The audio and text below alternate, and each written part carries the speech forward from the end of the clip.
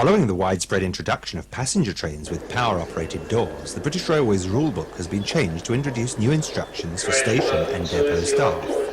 These changes have been made to Section B, Part 1 of the rulebook.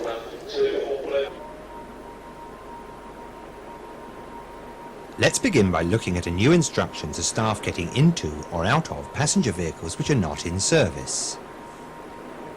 Where it is necessary for fitting, maintenance or cleaning staff to work inside passenger vehicles, care must be taken to use the correct doors for gaining entry or exit.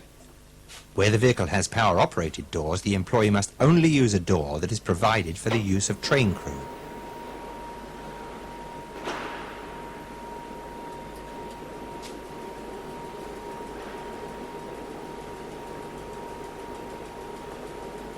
No other door release may be used to gain entry or exit. Always make sure that you leave a train or vehicle with the doors properly closed and in operable condition. Never use interior emergency handles for leaving a vehicle, nor exterior emergency handles for gaining access.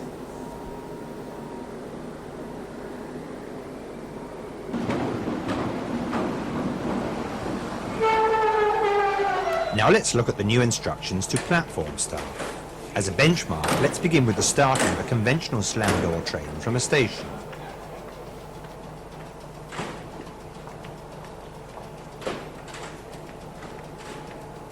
When it is time for the train to depart, you must ensure that all slam doors are properly closed, the platform's starting signal, where provided, is cleared, and that it is safe for the train to start.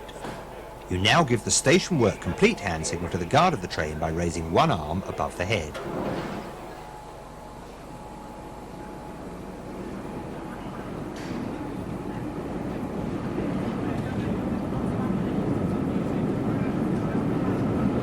At night, it may be necessary to use a hand lamp to give this signal, a white light held steadily above the head.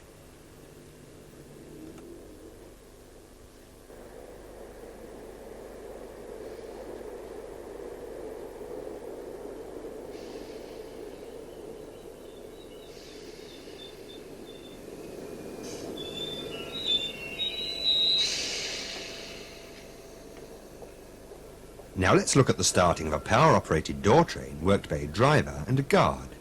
In this case, the same hand signal must be given to the guard when the doors are ready for closing and after checking that the signal is cleared.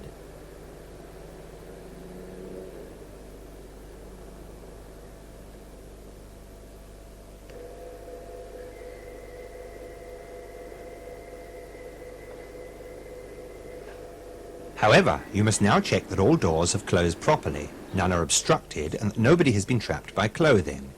In order to do this effectively, position yourself at the opposite end of the train to the guard. Once you are sure that it is safe to start, the same hand signal, hand held above the head, or white light held steadily, must be given to the guard for a second time, authorizing the train to depart. Don't forget that if any irregularity occurs in the closing of the doors, you must advise the guard at the time. Let's just summarize the sequence of actions for starting a power door train worked by a driver and a guard. First, when station work is complete and you have checked that the signal is cleared, give the close all doors hand signal to the guard, hand held above the head or white hand lamp by night. Second, check that all doors have closed properly, that nobody is trapped by clothing and that it is safe to start. And third, give the ready to start hand signal to the guard, hand held above the head or white hand lamp by night, for a second time.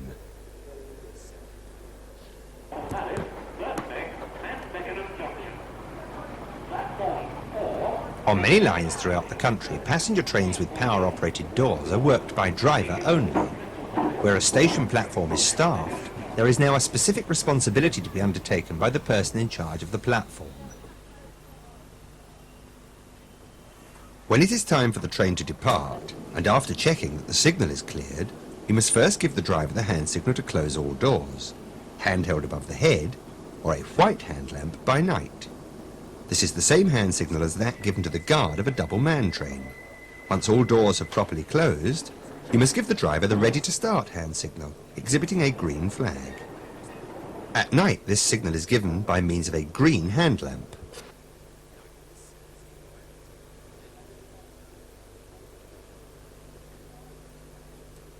Don't forget to advise the driver if you become aware of any malfunction or irregularity in the closing of the doors.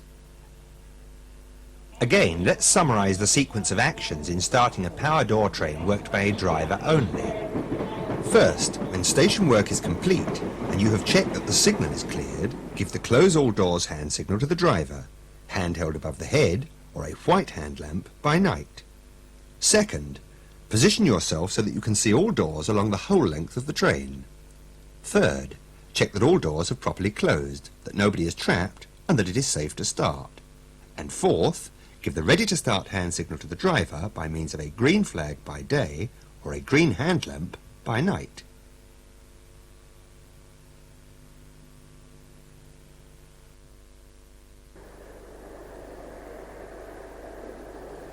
Many station platforms have been equipped with ready-to-start indicators, sometimes called RA or R indicators. Where these are provided, the ready-to-start signal must be given to the driver by this means instead of the green hand signal. First, however, after checking that the signal is cleared, you give the driver the hand signal to close all doors, hand held above the head or white hand lamp by night. Check that all doors have closed properly and that it is safe to start. Then depress the ready-to-start plunger. Do not use the ready-to-start indicator to instruct the driver to close all doors. Do this by means of the station duties complete hand signal, which we have already seen. After all, until all doors are safely closed, the train is not ready to start.